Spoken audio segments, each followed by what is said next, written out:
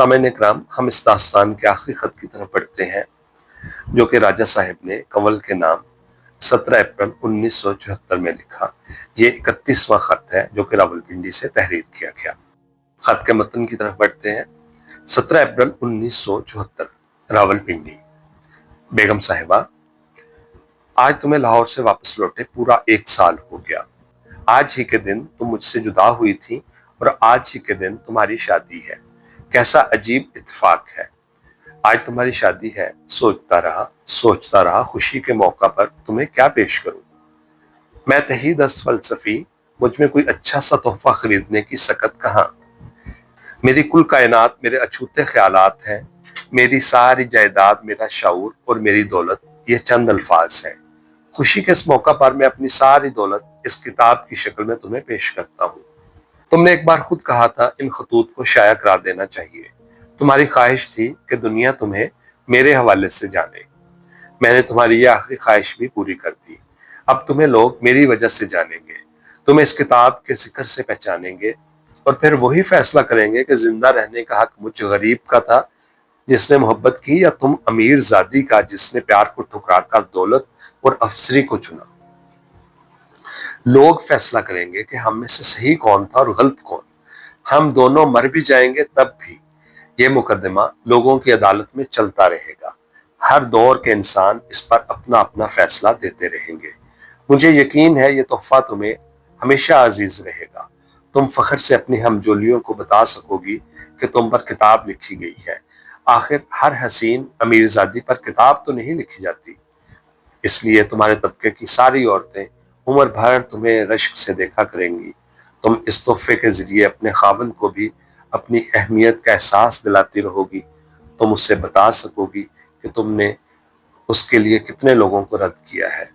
خاوند اور محبوب میں بڑا فرق ہوتا ہے۔ تم بیوی بنی ہو، جلد ہی یہ فرق تم پر واضح ہو جائے گا، لیکن اس تحفے کی بدولت خاوند عمر بھر تمہارا غلام رہے گا۔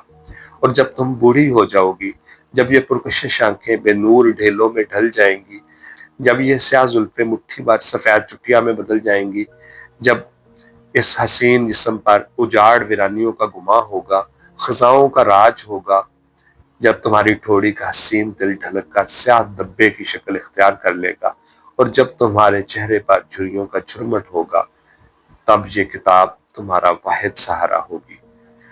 تم اپنی نواسیوں سے پڑھا پڑھا کر یہ الفاظ سنا کرو گی، بیتے وقت کو یاد کرو گی اور شرمندہ بھی ہوگی، جس کی مجھے خواہش ہے نہ تم سے توقع۔ تمہاری نواسیاں بھی فخر سے لوگوں کو بتا سکیں گی کہ نانی اماں اپنے وقت کی کتنی عظیم خاتون تھیں۔ میں اس وقت منو مٹی تلے دبا ہوں گا، تمہاری دعاؤں اور بد دعاؤں سے بہت دور۔ تمہیں یہ کتاب پڑھ کر خوشی ہوگی اور دنیا کو عبرت۔ یہ کتاب پڑھنے کے بعد کوئی غریب کسی امیر سے داستان محبت نہ چھیڑے گا، پھر کوئی مفلس تم امیروں کے سحر میں گرفتار نہ ہوگا، پھر کوئی جھونپڑوں کا مکھی محلات سے رشتہ وفا نہ باندھے گا، میری غلطی نہ دہرائے گا، کسی جال میں نہ آئے گا۔ اس طرح جانے کتنوں کا بھلا ہوگا۔ ہو سکتا ہے قبریں پھٹ جائیں اور لاشیں اپنے کفن سمیت باہر آ جائیں۔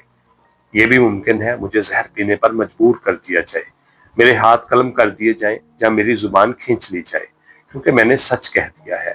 ایک بڑے آدمی کی بیٹی مجھ چھوٹے انسان سے منسوب ہو گئی ہے، اور محلات کی قبروں میں بسنے والوں کو یہ کہہ دینا مجھ غریب نے صدیوں سے ان کی ناانصافیوں کا قرض اٹھا رکھا تھا، یہ پہلی قسط ہے۔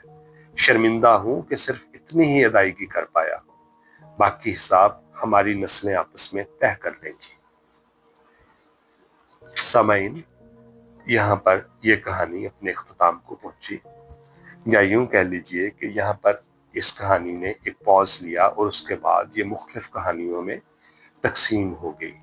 اس کے بعد کنول نے اپنی ایک زندگی شروع کی اور راجہ صاحب نے اپنی الگ سے زندگی شروع کی۔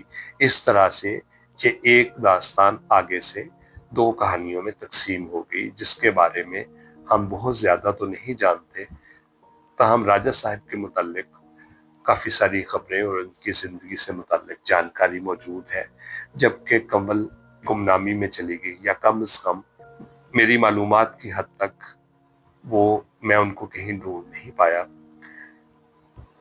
کم از کم میرا اس کتاب کے ساتھ تعلق آج 28ویں سال میں داخل ہو چکا ہے، لیکن اس تجسس کے باوجود بعد کی زندگی کنول پر کیسے گزری اور راجہ صاحب نے کیسی گزاری، تو راجہ صاحب کی حد تک تو تجسس میں کافی افاقہ ہوا، لیکن کنول کے بارے میں کچھ بھی نہ جان پایا۔